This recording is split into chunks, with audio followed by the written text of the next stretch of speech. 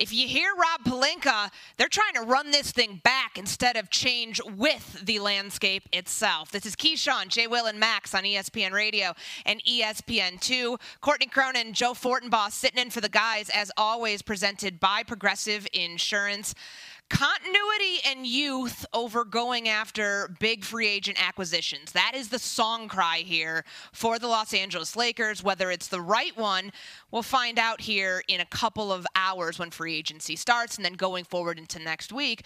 But I just take a look at the West. I take a look at the Suns adding Bradley Beal, the Warriors adding CP3, the Spurs getting Victor Wembanyama in the draft, and then, of course, the Grizzlies adding Marcus Smart.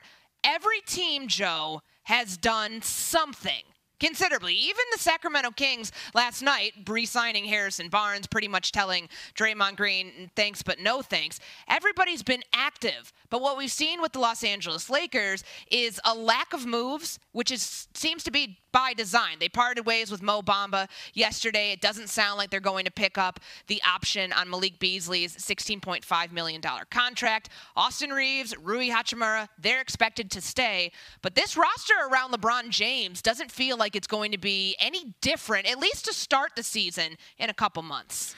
There's not a whole lot of room for what they can do from a big splash perspective, but I don't think that's necessarily what they need. It's important that when you go back and look at what the Lakers did last season, if you're going to zoom out and do the macro and say, well, they were only a 7 seed, 43-39, they finished 10 games back at Denver, that's not really painting an accurate picture, because there was the Russell Westbrook trade and the post-Russell Westbrook trade. And when they moved on from Westbrook and they brought in Jared Vanderbilt and Malik Beasley and D'Angelo Russell, they retooled the team in a way that they played better defense. And from that point forward to the end of the season, they were one of the more successful teams in the NBA. They get into the playoffs and they performed quite well until they ran into the Denver Nuggets, who swept them right out.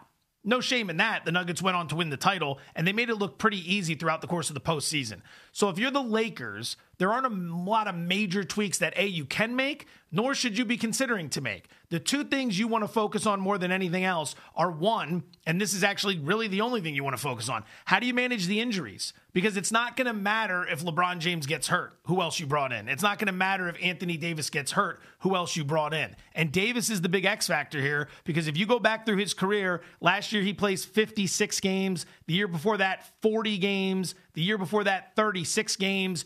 You need to be on the court, not necessarily throughout the entire duration of the regular season, but they need you healthy and productive in the playoffs. And Courtney, there were moments in the postseason against Denver where he went absolutely MIA. I don't know if it's a conditioning thing or what, but that's the number one priority, because if I'm the Lakers, I'm not necessarily worried about the Phoenix Suns. They had a lot of playmaking and a lot of scoring before the Bradley Beal trade. They brought in more playmaking and scoring, but they're still going to have issues on defense. They got to address the wing situation. They have no 3-and-D wings, and at the same time, they lack depth. And that's what burned them against Denver in that series, where they could not rely on anyone outside of Durant and Booker.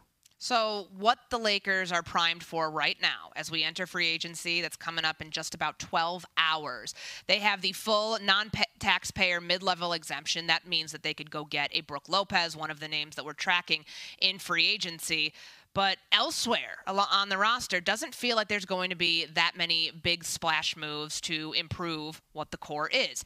I think they look at this and say, hey, we were 18-9 after the trade deadline, which was the best record of any team in the NBA. If these pieces can stay healthy, if they can build off what they did last year in the West, then they have a good chance of running it back and getting at least as far as they did, if not further, in what could be the last year for LeBron James. You were on Fitz and Harry yesterday, and you had Ramona Shelburne, ESPN NBA senior writer, on with you, and that was a topic of conversation that came up, whether the Lakers are preparing for the end of the LeBron era. Do you, Ramona, do you see the Lakers preparing for this to be LeBron's last season in L.A.? Yeah. I mean, they have to. Wow. Like, he's been pretty unequivocal about saying, I want to play with my son, right? I mean, and he positioned himself to be a free agent or to have a player option that he could decline in the year that his son would be eligible for the NBA draft. And so, like, you know, the thing with LeBron is that he's pretty clear about his intention. Like, and the fact that he would even reinforce that on Instagram and No, I think that it's kind of a joke of right now because the mock draft is, a year out. Like the idea, we don't know which teams are going to make the playoffs, let alone be in any of those positions, right? But it's more to say he's projected as a mid-first round pick. He could walk away from that $51 million player option next offseason and go join forces with Bronny James. He has been very vocal about wanting to play with him, Joe. I know on Instagram the other day there were some comments that he made about let's go to Atlanta. And can you imagine a team that had myself, Bronny, and Trae Young? I can't imagine that. I can't really fathom what that looks like right now. But the fact of the matter is this is probably their last go-around with LeBron James, and it seems like they're doing things differently. This is his 6th season that he's about to embark on in Los Angeles. Every offseason before this one, they have not kept more than 7 players from the previous season's roster. Maybe continuity is the way to go about it. I just think you look at the fact that you were swept by the Denver Nuggets by a combined 24 points and how much the West has changed. And if you're really looking at your roster saying LeBron James, Anthony Davis, D'Angelo Russell, Rui Hachimura, Austin Reeves, some of these other players that have it's kind of been a mixed bag, really good at times. And, they were very active at the trade deadline. I guess they could be active there again if they choose not to be active in free agency. The West has gotten better, though. And if you need more playmaking so it doesn't all fall on LeBron James' shoulders, then sitting out of free agency doesn't necessarily feel like the right move, considering this is your last dance, more or less, with LeBron James. Very entertaining product. We are interested because big-name players are on the move seemingly every year at every turn. Thank James Harden, Kyrie Irving, Kevin Durant for that. But if you look at the teams that are winning championships the last few years, it's a very different story with how they build. Look at Denver. Jokic and Murray had been around for a while. Mike Malone, the head coach, had been around for a while.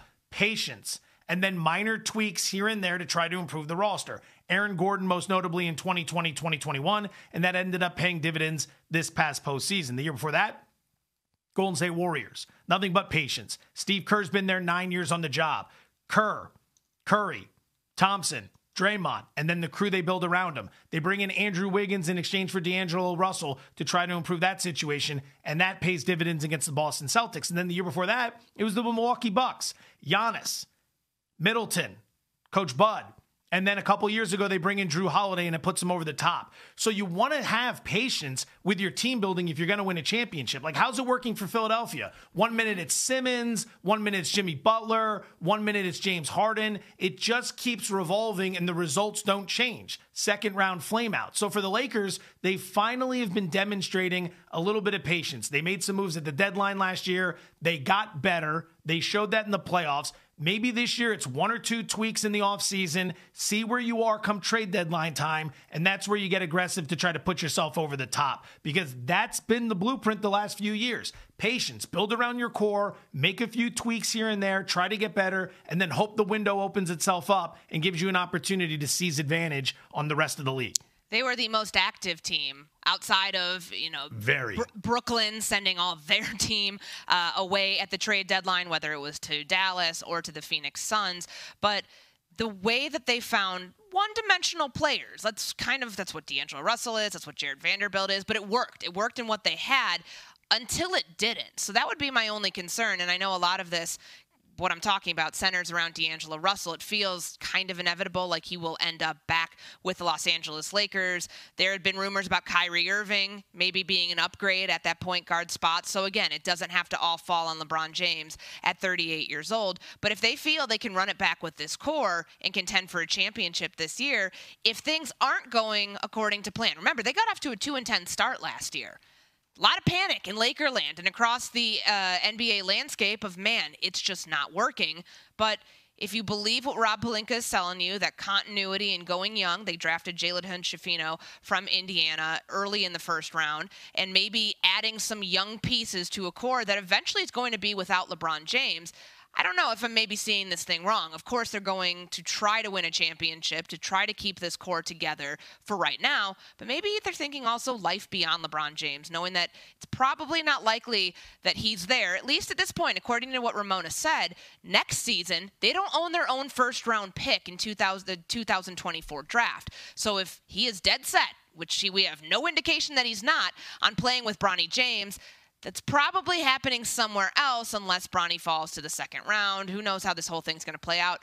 LeBron's life, though, Joe, is centered in Los Angeles. There's a reason Bronny James, if you're connecting the dots here, chose to go to USC. So are we seeing the last of him in La La Land, at least in the short term? It's very possible, but beyond this year, I think the Lakers aren't trying to worry about anything beyond the 2023-24 season. Yes, these additions that they have made, going younger, focusing on what they already have, could set you up for the future. I know the names that have been floated out there about James Harden after opting into his player option, where a sign and trade would make sense. The Los Angeles Clippers, that name was floated, and the New York Knicks. How do the Knicks fit into this equation? Because that's not an upgrade in your backcourt. And if you're a team that looks at how you handled the Cleveland Cavaliers and how you came up short against the Miami Heat in the postseason, I don't know if that James Harden necessarily fixes any of those issues.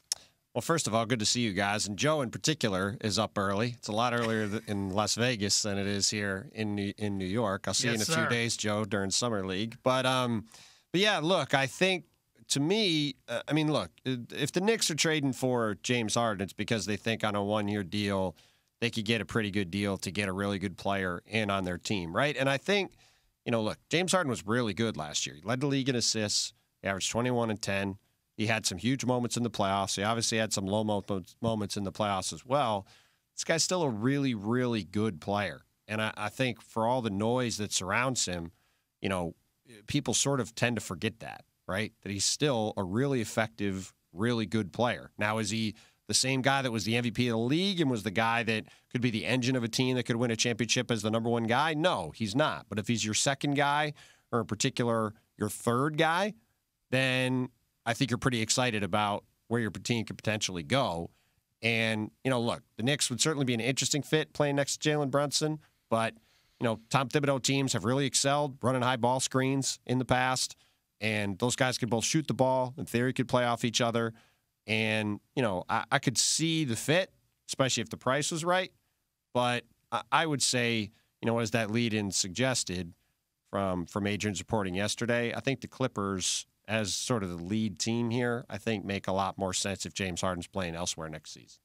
So what's the next move then for Philadelphia? Because Daryl Morey, the general manager, he loves James Harden. So if they're not going to be working together and you're going to try to move him off and bring in assets, is there another big move to be made, or is Tyrese Maxey just stepping up as your number two now? I think that's the real question here, Joe, right? And I do think it's important to say that I think this could work out pretty well for Philadelphia. If the pass were have James Harden opt in and pay him several years and a lot of money, have him opt out and leave, or have him opt into his one-year contract and have a situation where you can have optionality in where you're going, I think this was probably the highest-end outcome for the Sixers. It might not be the safest one. The safest one would have been have James Harden re-sign for a few years, and you have him, Maxey, and Joel Embiid. You try to fill in around him. You try to have Maxey take some steps forward and see where things go.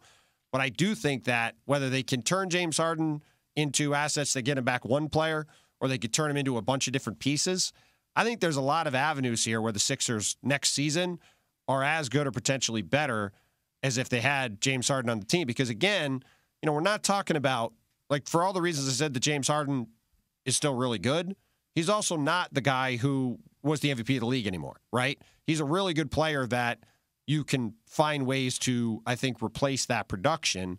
It's just a matter of, do they try to swing for the fences and go for another star-type player, or do they get a bunch of assets back and some younger players and expiring contracts to be able to flip them around for other things? But as we know with Daryl Morey, there's few GMs more creative in the league than him, and there's few, I think, more willing to be in an uncomfortable situation. And if this drags out for a little bit, I think it'll be because Daryl Morey's going to make sure he gets the best deal he thinks he can get for the Sixers. ESPN NBA writer Tim Bontemps joins us here on Keyshawn, J. Will, and Max. What happened with Houston in all of this? Because I remember a time a couple days ago where they were in the mix if he was going to opt out of that player option, that maybe he would head proverbially back home. Was it that the Fred VanVleet news started picking up and that didn't become an option anymore for James Harden? Because it felt like there really was some ties there that, were pulling pretty heavily that James Harden was going to end up leaving Philadelphia to go back to Houston. Well, to your point, Courtney, all season long it was, is he going to be in Houston? Is he going to be in Philly? Right? That was sort of what the discussion was for most of the year. And I think to your point, as the weeks got closer to free agency starting, there was more chatter about the possibility of Fred VanVleet winding up in Houston, and we'll see if that deal actually gets done or not. But I would say, judging by James Harden's actions, we say on the Hoop Collective, actions over words, right? Well, if James Harden thought he had a deal somewhere else, he'd opted out, right? By opting in, you're sort of ceding control of the situation over to the Sixers, but you're also guaranteeing you get $35 million, in part because I don't think you think you can get $35 million somewhere else at the moment, right? So to me, that, as this has played out, I think Fred will be a great fit if he does wind up in Houston. He's, I think, a perfect veteran mentor for a really young group of guys. As a guy who can get guys like Jalen Green and Alperen Şengün and Jabari Smith the ball in the right spots. The team really needs a point guard. But to your point, all year long, the thought was, well, maybe that guy will be James Harden. And I think now that there's at least the possibility that Fred VanVleet is going to be that guy in Houston, that market came off the board as an option for James. And that's why you saw it sort of being, well, he could go back to Philly or what? And so that's where I think the option decision comes in. And now we'll see if Harden could get traded somewhere else. And if so, where that will be. Okay, so the focal point the last few days, Lillard, Harden, Kyrie Irving, the usual suspects, right? Last year, the Rudy Gobert trade was the huge surprise for everyone this time of year. I got to imagine there's probably another surprise or two out there, maybe not to that extent. But of all the teams that aren't getting mentioned and all the players that aren't being mentioned all that much this week, anything we should be keeping an eye on? I've been looking at the Cavaliers, wondering if they've got something up their sleeve. That's an interesting one to look at. Obviously, they need to upgrade their small forward spot. It was maybe the worst spot on any contending team last year in terms of rotation spot. We'll see if they can get someone in free agency there. Indiana's got a lot of cap space. We'll see if they can do some stuff with it. We talked about the Knicks off the top. Josh Hart opting into his contract was an interesting move. That would seem to indicate that the Knicks think they can get somebody with their full mid-level exception. We'll see if they can manage to get somebody with that. But I thought them moving Josh Hart's option back and then him opting in was a sign they feel confident they can do that. Thanks for watching ESPN on YouTube. For live streaming, sports, and premium content, subscribe to ESPN+.